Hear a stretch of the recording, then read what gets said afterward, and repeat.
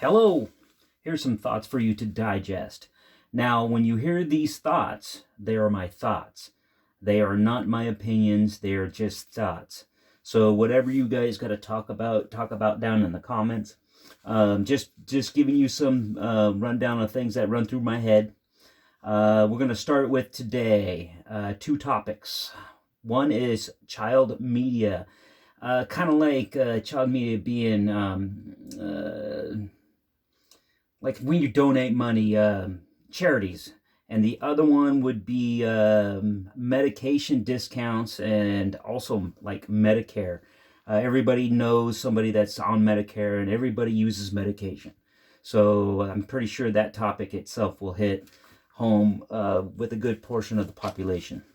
Um, Child media and charities and stuff like that.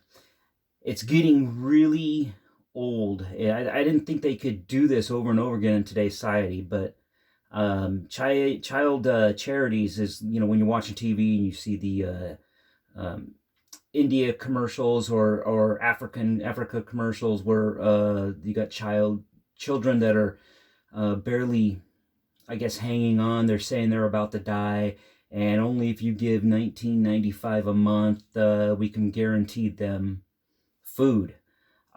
Shriners does this, St. Jude does this, Save the Children does this, and I'm pretty sure you can come up with under 10 per person that looks at this.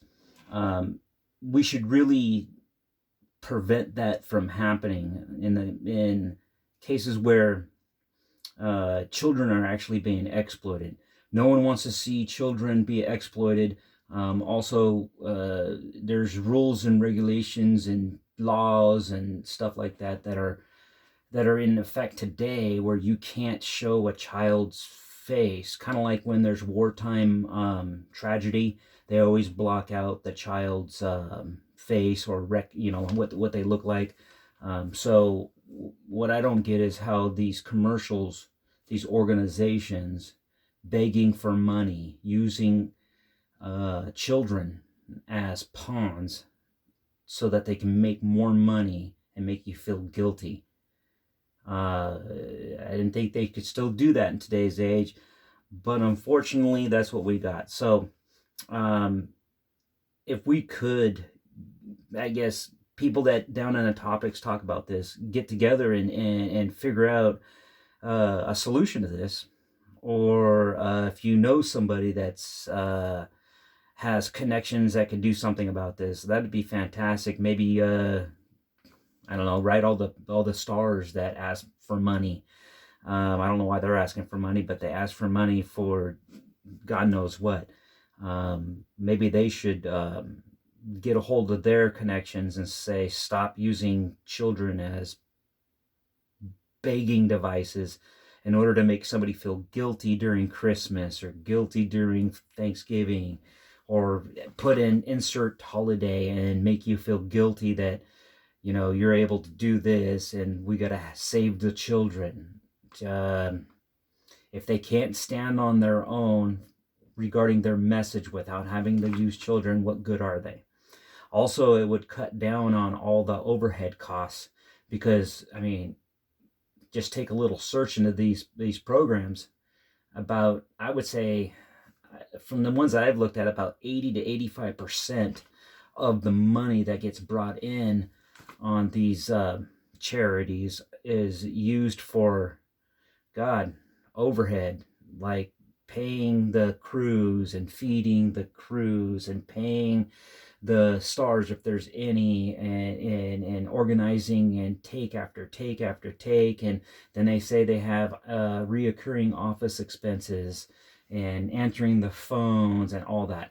Okay, maybe they should put more money to answering the phones and doing a clean campaign versus doing a campaign that exploits children. And especially when they say she is on the verge of death. I watch so many now. They always say that somebody's on the verge of death and show a child barely hanging on, and your money will give them the meal to make it through the night. Yeah, there's no need for that. Moving on to medications. Now, my wife and I were talking about this, and I was thinking about it. Medications, kind of like Good RX, um, what is it? Optimum Perks, RX Saver, Sinclair. They all offer this. I would say like 80% off, 85% off. All you need to do is tell your pharmacist that you are, um, you know, you have this card or you have this account, and then they plug it all into the little computer there, and it gives you the lowest rate. Kind of like, if you spend $400 for a medication and you tell them this number, they'll give you a discount, um, so that you save, I don't know, 80-90%, and you end up walking out of there with $20 medication that would have cost you 400. What I don't get is, if that medication already exists at a discount price, why is it that you have to, peddle the card in order to get the discount? If the cost of the medication at the place that has it the lowest is $20, then that $20 price should be across the board. I mean, if 100% of the people came in and gave them the say, we're going to say Good RX card, and then all of a sudden they find out that it's $20 cheaper. I mean, it's $20 at the pharmacy down the road, and 100% that came into the store that was selling for 400 had to sell it for 20. Isn't that the same of just giving it to everybody that comes in? It's the same. It's the same commercials. You got this lady coming in with her two kids, walking up to the register, meek like, looking like she doesn't really want to be there because she doesn't have enough money. Then all of a sudden, the pharmacist rings up the medication, and lo and behold, the medication's like $120. So the next scene cuts to the lady walking away with her kids, and the pharmacist stops her in mid exiting the building and points her finger down to the good RX card, and then types in the code or whatever's on that RX card, and now the medication's $6. What doesn't make sense to me is, why not give it to her for $6? If you're willing to give it to her for $6 just because she gives you a card, or him a card, or whatever you want to put in there, is whatever gender you want to be, or what you need the medication for, why not just give you what is considered the overall lowest price for that medication?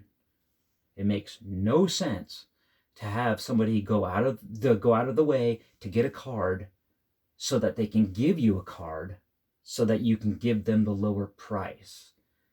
That completely makes no sense to me.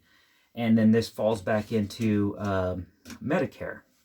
Now, there are people I know that are on Medicare, and this is obviously the Medicare season where you're supposed to pick all your, drug, Part D, Part A, Part whatever they want to, try to peddle you so they can take more money out of your Social Security. And then there's one saying that you can type in your zip code and it'll give you more money into your Social Security, I guess up to $144. That's for Part D, I guess, medications.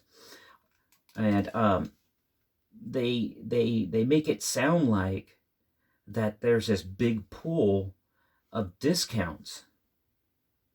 Now, when people on Medicare, there's a lot of people out there that are healthy and into their Social Security days where they start drawing from Social Security. That's when Medicare starts. And what doesn't make sense is that there's a majority of people out there that don't have the wits about them to know to make the phone call, or there's family members out there that don't give a crap on how old mom or dad is, or grandma and grandpa. I mean, not to say that they're, ignoring them. It's just, they've never really thought about it because they're not 65. They're not at retirement age or Social Security age where you start getting Medicare. So what doesn't make sense is, and not to say that those people wouldn't care for their parents, they would. It's just, it's not on your mind. So it doesn't cross your mind until when you start drawing Social Security and getting Medicare. That's when it crosses your mind. But some of these people don't even know to look, or don't even know to, not to say that they're not smart, but it just doesn't cross their mind. You're supposed to call this number. One of them is you're supposed to call a number. You're supposed to give a your zip code, I think that's what it was, and then it tells you all the benefits that you can get in your area. One guy claims he's calling it to get more money on his Social Security. Another lady's claiming she's calling it to get the benefits that she deserves. Another lady and I think husband that are together are saying that they're calling the number to get better drug prescription, better drug coverage. It falls underneath these RX, Good RX, Optima Perks, all these places that ask you to provide a number so that you can get the better discounts. If the discounts already exist, if the discounts are already there for the people that are on Social Security, if you truly do not need to get, I forget what part it is. It'd be hospitalizations or Part A or Part B, D, whatever, where they take $144 out of your Social Security each and every month. If you truly do not need to take that money and pay it towards either your medications or your hospitalizations, then why are they taking it in the first place? Why don't they just go ahead and give it to you? And then you can take that money that they would have taken anyways, you can put it to a better use. Maybe buying better dinners for the month or for the week. I don't know. Whatever you want to spend your $144 on, or whatever you want to apply it to. But what gets me is that you have to hunt these out. You have to seek them out. Social Security is something that you cannot opt out of. You can, I try. I mean, maybe, and most likely, I'm most likely wrong, but I'm pretty sure you have to have Medicare, regardless of what your state in life is. You have to take Medicare. And I don't think you need to take Social Security, but you have to take that Medicare, and they take the $144 out to cover the Part A, B, or D, whatever part it is. And then, if you don't need to take that $144 out, why do they take it out in the first place? I mean, you call a number, you put your zip code in, and all of a sudden you find out that you've been paying $144 out of your Social Security every month, every year prior to you dialing this number and putting your zip code in, just to find out that you didn't have to be doing that. Well, shouldn't that have already been given to you so that you could, not have to go hunting for it or type your zip code in to see if you qualify for certain benefits? Those benefits should already be there. Those benefits should already, it's a whole industry that is built off the backs of people that have been working and have put in their time, or they're still working, but they have to take Medicare, and that extra $144 out of your Social Security each month you could really use because you're already working a part-time job because you can't make ends meet. But if you just had another $144, it'd be one less hour, one less week that you would have to work in order to make up the difference at the end of each and every month. It is unbelievable that you have to go hunt this out. You have to go look to see if you qualify. You have to beg them for it. Basically, maybe I'm wrong, but I almost guarantee this is the government now. You have to prove to them that you have the ability to pay. I'm getting in the weeds here.